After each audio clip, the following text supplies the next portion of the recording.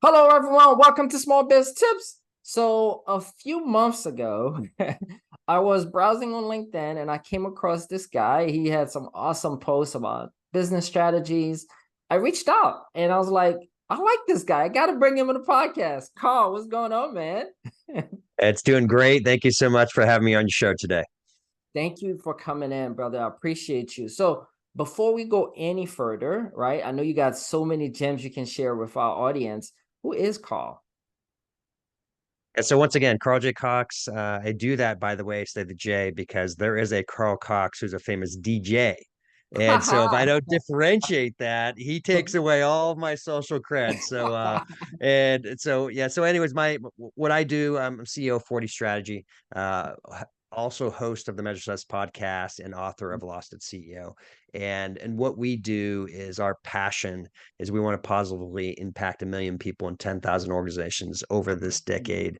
And then we also give the first 10% to charity. And so our Wow. goal is to give at least $1 million to charity over the next decade. We're on track of doing that. So that's what gets me up and gets me out of bed each day. But how we do that is Mm-hmm. we help people understand where they want to go. And our way of doing that is we design world-class strategic plans and we Uh-huh. help them keep them accountable to get done.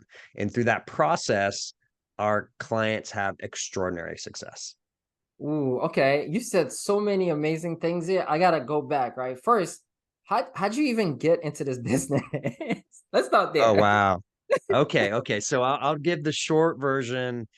The core behind it, I was really fortunate in my career. So I actually did not intend, so to speak, to be doing what I'm doing today. Really? Okay, so this was not I'm going to run a strategic planning consulting business. This was not my core. I started out as a bean counter, CPA, first decade of my life. By the age of 30, I was a CFO, Wow. um, with a bunch of different companies. But I've been throughout my career, I've been with 7 different companies that have gone from 2x to 7x in size. So, Nice. so I've had these incredible experiences. And what got me ultimately into this was I was moving through with the company, multiple different companies grew, and then I actually opened up the US office for an Australian software company, strategic planning Huh? software company called Cascade Strategy. And through that process, we grew it from 50 clients to 350 clients in 3 years. And the cool part was is we found out people were buying our software like to buy a Peloton bike. And what I mean by that is and some of you might know in the audience, that becomes a very expensive towel rack, right? Uh-huh. People thought they bought the bike to get skinny, to get in shape. And what they found out was they didn't have a plan, they didn't have passion, and they didn't have accountability to get it done. Mm. So what we did is I started giving free consulting because we started realizing some people were buying our software. They were hoping Oh, to get this wow. experience, right? They're hoping that the strategy was going to solve their problem. Start giving free consulting, then started charging for consulting and start traveling around the US and around the Caribbean. And it was just a great time, a great experience. Had these amazing reviews. Ultimately, I was with this client in Phoenix, Arizona, and he pulled me aside 2 hours in the meeting. He said, Carl, I would have paid you 10 grand just for that last 2 hours of work. Now, Wow. clarify, I still haven't charged 10 grand for 2 hours, just a note, anybody's listening. But the reason why is because we provided him so much value. Yeah. So a year later, the CEO out of Australia, after seeing all these good performances, he said, Carl, why don't you run and set up my global consulting business? It was such a compelling opportunity. The problem was, is I have 4 kids, and three Mm. of them are college collegiate athletes, and I didn't want to miss that whole experience. Mm. So I politely declined, opened up 40 Strategy, and we started January 2020. When we've been doing what we do. We've been doubling every year and continuing to add value out in the marketplace. Congrats. Congrats. I love it. You mentioned something earlier about making an impact to over 1 million people.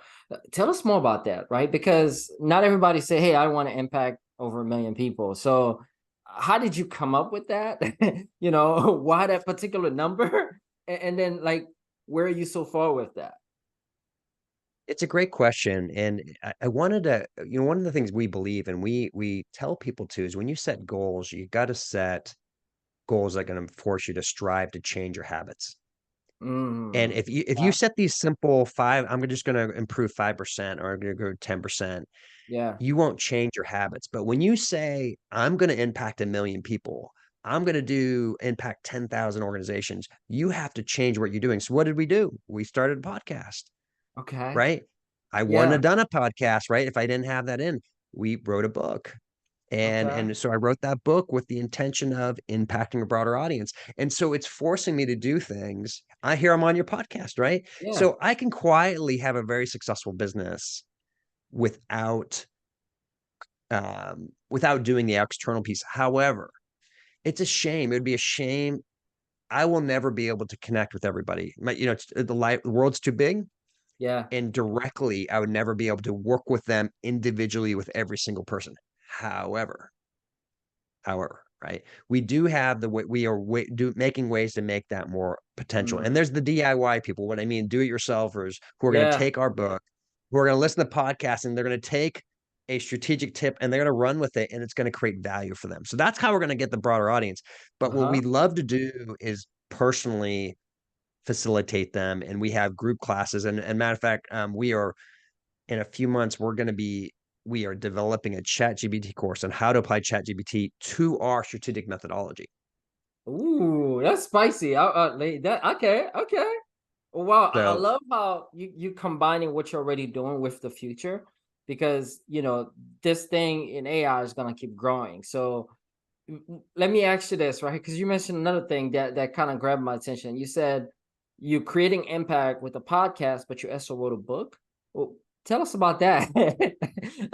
yeah, so lost a CEO, and that's for those who are watching is behind me here, and what it is, it's a fable. So first of all, if I don't know how much people read or not who is listening, but I'm a big believer to be a great leader, you have to be a great reader. And matter of 100%. fact, as we got into our business, I read about 300 books in 5 years to help beef up my leadership, strategic knowledge, and value management philosophies. And so that we apply those principles, and that's how we came up. But now the book, though, is written differently. It's a fable.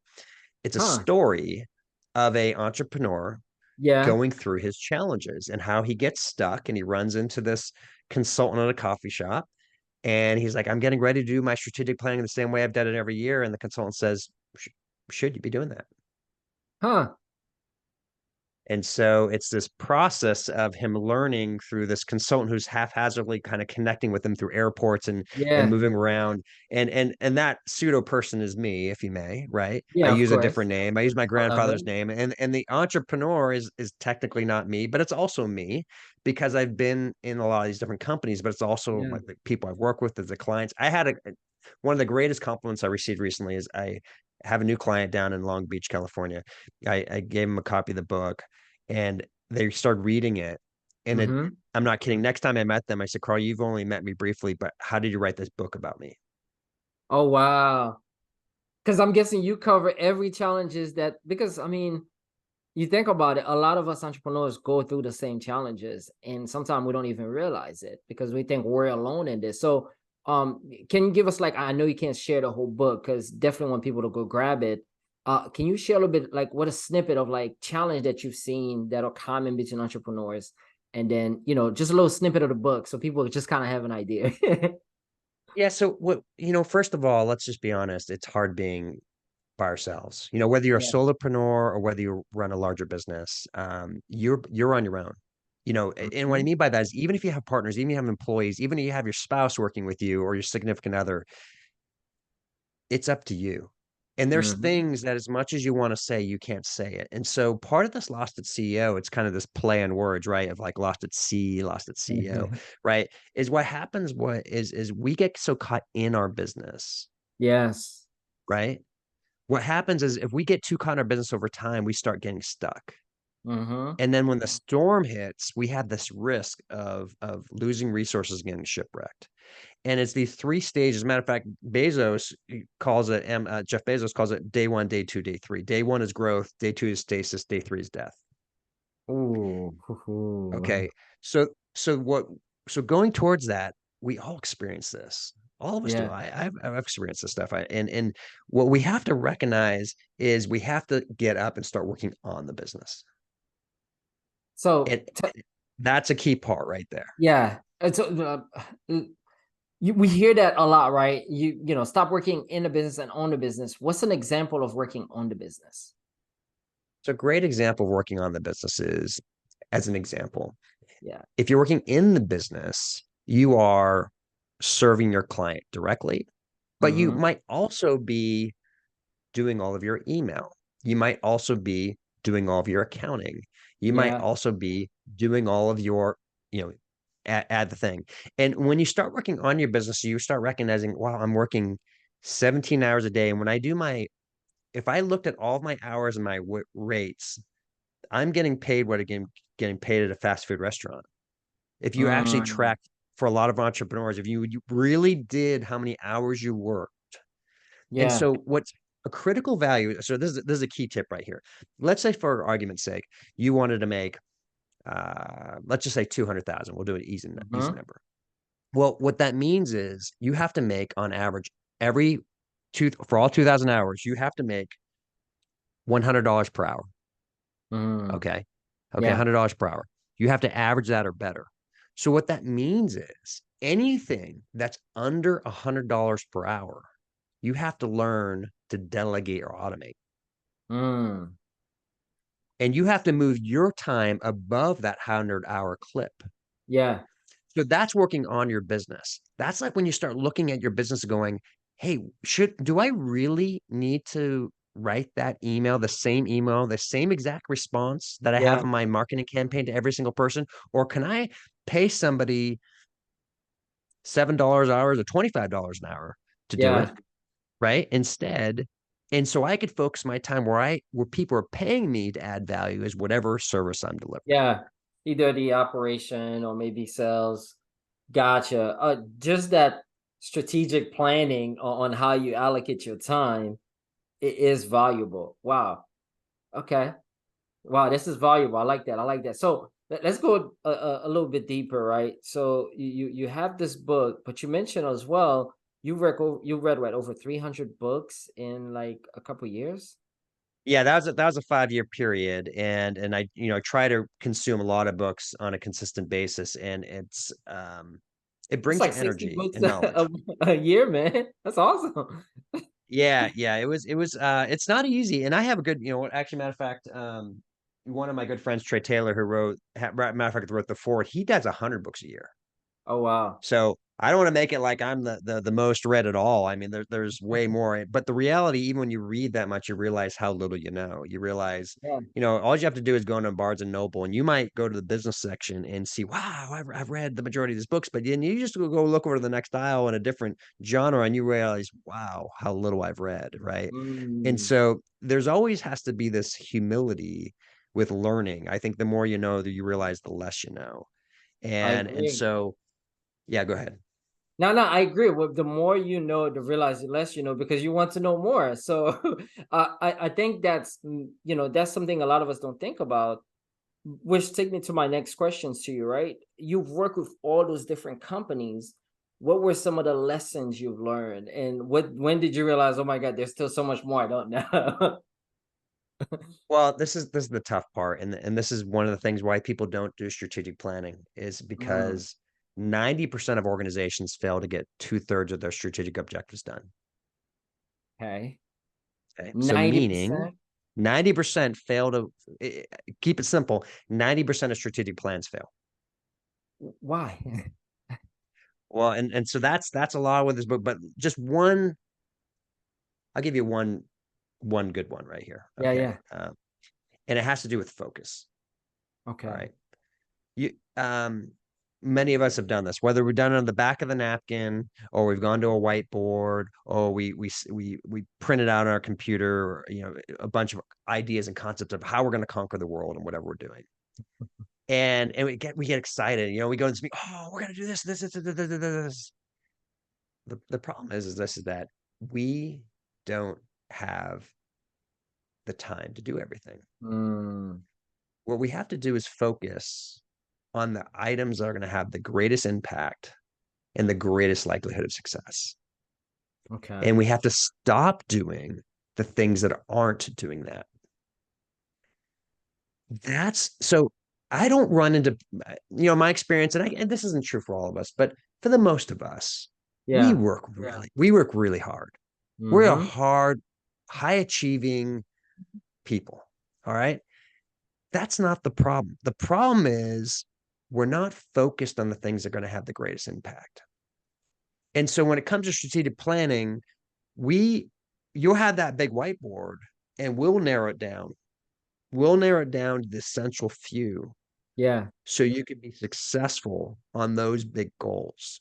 And then when we get done, then we'll move on to the next ones. And so that's what we do is a big part is we call it the trim phase. We have these 7 principles that we do, and we Okay. actually trim down the plan to the essential few. And some people are like, oh, I don't want to stop doing that. It's like, trust me. There's a book called the 4 Disciplines of Execution. It's right behind me here. Um, Okay. this is dating myself quite a bit, but there used to be something called the Covey. Well, it actually still exists. Sorry, this Covey leadership book, and Uh-huh. Stephen Covey, the Seven Stephen Habits Covey, of yeah. Highly Effective People, right? Okay, and there used to be Yes. the Franklin Habit. Well, they started consulting for businesses. They did 1,500 strategic implementations, and they found out they should only do 3 strategic initiatives at one time, Okay. just 3. Okay, now this is crazy. They did 5,000 implementations. They revised the book, and they said you should only do one thing at a time. Wow. So when you said one thing at a time, right? So that's something else because people, we all have that ADHD where our attention is everywhere. So how do you determine, okay, this is going to be the one thing that I'm going to do? How long do I need to do it for? How well do I need to do it before I move to something else? Right? Yeah, that's a great question. And what it has to do is the habit of whatever you were changing, Hmm. it's become a new habit, Okay. right? So the problem is we will build something, but it won't get implemented, Yeah. right? It won't get carried through. It won't become a habit. And so therefore all of that work that we did to create something great never becomes great. Rarely do people look back at something they did and went, oh, I got this return on investment on that. Yeah. Okay. And so this is why it's important to have the patience to go, I'm going to work on this one big thing now. Yeah. And I'm going to deliver this one big thing now. And I'm going to crush it. And I'm going to execute and get a return on it. And then I'll work on the next thing, as opposed to I'm going to work on 3 things simultaneously and get Mm. them all done with mediocrity. Wow. And once again, I'm talking about the strategic items. I'm not talking about your core business here, Yeah. right? I'm talking about when you're trying to change the way how you do things. Far more valuable to get down one thing. And just to clarify, they did validate when you do more than 3, it doesn't just hurt the 3. It hurt one of them. It hurts all 3 of them. You start to fail at all 3 and all the additional ones that you do. Gotcha. Okay. So this is once again the importance of, yeah, you might decide, and I might not be able to talk you down to 2 or 3. Okay. I get that. But try to, whenever you can't do 1 or 2, or even down to 1. And I was with a major firm. Okay. Here, I'm going to test you here a little bit. Okay. I was with a big firm, and I've kind of led into it. But I was meeting with them, and they were using our software I was mentioning, that Cascade Strategy Strategic Yeah. Planning Yeah. software. And we had they were tracking the top 13 to 15 strategic projects that we had. And but there was a guy in the corner who was all frustrated, and he said, "Hey, Carl, um, I'm frustrated because my projects aren't in there." I said, "Well, how many projects do you have?" He says, "I have 600 projects I'm responsible for." Okay. Jesus. Yeah, exactly. So I've never met anybody who has had to this day 600 projects. So I asked him, how many, I was just out of curious. I said, how many project managers do you have managing the 600 projects? So let me ask you, how many do you think they had? One. Okay, I get that answer. Sometimes I get 10, I get something at 20, sometimes I No, get because I'm thinking 30. they should at least have 6 or because at least 60 because 10 project per person, that should probably work. So this is how many they have. 600. Huh. So Okay. each So I can't project is name the managed by company. one person? One-to-one relationship. They have a one-to-one relationship. Every project is managed by one project manager, which goes and comes to the truth back to the 4 disciplines of execution, 5,000 implementations validated. You should be working on one thing at a time. You should have one project manager Oh, working on one thing at a time. And so what and I once again I can't name the company on the air. It's a Yeah, Fortune yeah. 50 company, but nobody's going to beat them in what they do because they were so focused on getting Yeah. things done. And what people miss is they did way more than 600 projects a year, because as soon as that project gets done, they move Boom, they that can project metal manager one. on to the next project, Gotcha. right? Okay. But if you had what you described earlier, 60 people working on 10, they'd be lucky to get 3 projects done that year. Yeah, I see. Okay. Okay. Yeah, Okay. yeah, As yeah. opposed to getting that one person maybe worked on a project every quarter, they actually got 4 done and got them done well, and they got Yeah. implemented, right? Yeah. So It's the so most that's focused implementation, yes. able to take action, follow through. I see. So it's kind of like even you have people, and that's even in the grand scheme of thing, right? You may have people that has like I was talking to an entrepreneur the other day. He has like 7 businesses that he's trying to get off the ground. And I asked him, it's kind of similar. I'm like, which one are you making the most money on? This one. I'm like, well, focus on this one first. Yeah, yeah. It's once again, I love it, and I have multiple different things going too, just to clarify.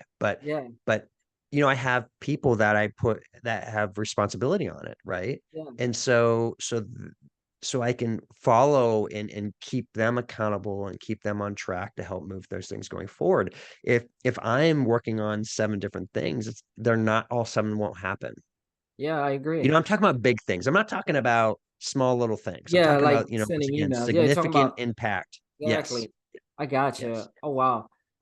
So if anybody, I'm looking at the time, it's just flying, man. So if anybody want to get the book, let's talk about that. How do they get the book, man? Because I think that's a great book to read, Lost at CEO.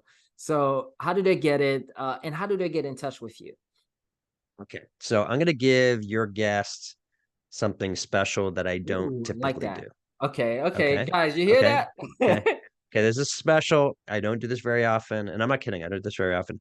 But yeah, I feel bad because I've been so busy, and we had to push this out a couple times. No So worries. anybody who's listening, if you send me an email, Carl J. Cox, CarlJCox at 40strategy.com, I will give you a free signed copy of the book. Ooh, I like that, guys. Okay. Guys, you gotta get this. Thank you. Wow, that's massive, man. Wow. Okay. So say the email again, please. Yeah. So it's Carl J. Cox, Mm-hmm. CarlJCox at 40strategy.com. Have them send me an email. I'll literally send them a free signed copy of the book that's theirs. Now, if they don't want to do that, they could go on Amazon. So go ahead and order on Amazon. You can go on partnersandnoble.com, or you can go if you like the Audible version, you could go on Audible and pick it up as well. So those are the 3 ways to get the book. I mentioned we have the Measure Sets podcast, so we're on the major things. You can go out there and check us Yeah, out, or you can just simply go to our website to learn more at 40strategy.com. fantastic. To kind of wrap things up, you've worked in a lot of different businesses. What is that small biz tips you would share with any entrepreneur who want to take their business to the next level? Set big goals. Set big Set big goals. goals. Set big goals. Set big goals. And it's we'd be amazed of what our ability. My daughter just walked 500 miles in Spain. Oh wow. Congrats to Yeah, she her. did the That's Camino de amazing. Santiago, which is a 34 days. She beforehand, before doing this, never walked probably more than 5 miles a day. And she just did this for 34 consecutive days, doing a half marathon a day, basically. Wow. People, we can do amazing things if we set big goals. So that's where I encourage and I want you to aspire, everybody who's listening, is stop settling for mediocrity. Mm, Start striving to be great. And we all truly have the potential if we strive for it, and then create a plan, and then keep ourselves accountable, or hire somebody to help keep us accountable, get it done. And I I, love and just to let you know, I hire coaches all the time to keep me accountable, because I had the same problems I profess to help other people with. yeah. Okay. I have the same challenges, but when we do that, big goals, set a Mhm. plan, maintain accountability, we can do awesome things. And everybody's Wow. listening, you can do that as well. I love it. Guys, check out Carl. Email him if you want a free copy of the book. Check out his site. He's doing some amazing things in the space. Carl, thank you again for coming in, brother. Have an amazing one. Thank you so much. It's been an absolute pleasure.